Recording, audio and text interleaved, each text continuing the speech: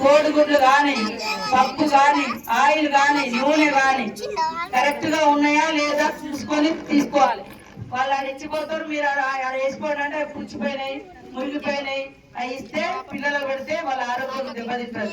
కాబట్టి ఈనాటి బాలలే రేపటి మన కుటుంబ భవిష్యత్తు, ఈ దేశ భవిష్యత్తు.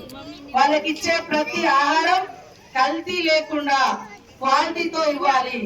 కాంట్రాక్టర్లు వాళ్ళ ఇష్టానుసారంగా పడేసిపోతే మీరు అది వండి పెట్టద్దు. ఏమన్నా అయితే అంగన్వాడీ ఆయాలు, టీచర్లే బాధ్యులు. కాబట్టి దయచేసి మీ మీద మాకు ఎట్లాంటి వ్యతిరేకత లేదు, కోపం లేదు. మీ డిమాండ్లు కూడా ఉన్నాయి, అన్ని చేస్తున్నాం. 2 లక్షలది కూడా రిటైర్మెంట్ బెనిఫిట్ ఆల్రెడీ సంతకం అయిపోయింది. కొంత ఇప్పుడు రుణమాఫీ నడుస్తుంది కాబట్టి 30,000 కోట్ల రూపాయలతోటి మొత్తం డబ్బులన్నీ కూడా రుణమాఫీకి వెళ్తున్నాయి. కాబట్టి ఆ జీవో కూడా తొందరలోనే మీకు వస్తుంది. 2 లక్షలు ప్లస్ 1 లక్ష, ఆయకు 1 లక్ష, 2 లక్షలు మరి అంగన్వాడీ టీచర్ అమ్మకు. ఇన్నాళ్ళు ఏం లేదు పాపం, మరి కింద నడుచుకుంటా వంగుకుంటా పోయి కూడా పనిచేసారు. అట్లా మనం రిటైర్మెంట్ ఏజ్ లో రిటైర్ ఇవ్వడం మూలంగా కొత్త వాళ్ళకు కూడా ఇక్కడ ఇంకెవరికైనా ఉద్యోగాలు వస్తాయి.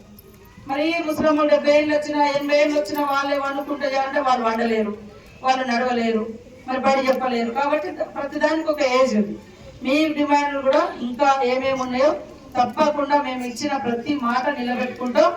అమ్మలు ఎంతో నమ్మకంతో మీ దగ్గర పంపించినప్పుడు మీరు అంతే నమ్మకాన్ని కాపాడుకొని పిల్లలకు మంచి విద్యా బోధన, మంచి క్రమశిక్షణ, మంచి అలవాట్లు, మంచి ఆహారం. ప్రథమ బాధ్యత అంగన్వాడీ సెంటర్లలో ఆహారమే ఉండే. ఆహారం కూడా పటిష్టంగా మంచిగా ఇవ్వాలి. తర్వాత ఇప్పుడు మనం ఇంగ్లీష్ మీడియం పెట్టినాం, నర్సరీ. కాబట్టి క్వాలిటీ ఎడ్యుకేషన్ ఇవ్వాలి. లక్షల కోసం ఎక్కడెక్కడికో పెట్టి నా కొడుకు ఇంగ్లీష్ చదవాలి, నా బిడ్డ ఇంగ్లీష్ చదవాలని వాళ్ళు పనిచేసుకున్న డబ్బులన్నీ కూడా ప్రైవేట్ స్కూళ్ళలో పోతుంది. కాబట్టి పాపం వాళ్ళకే తినడానికి లేనటువంటి వాళ్ళు. కాబట్టి అది ఆలోచించి ఇప్పుడు మనం కొత్తగా ఇంగ్లీష్ మీడియంగా అంగన్వాడీ సెంటర్స్ మార్చడం జరిగింది. వాళ్ళకు బట్టలు, బల్లలు, ఆట వస్తువులు అన్ని కూడా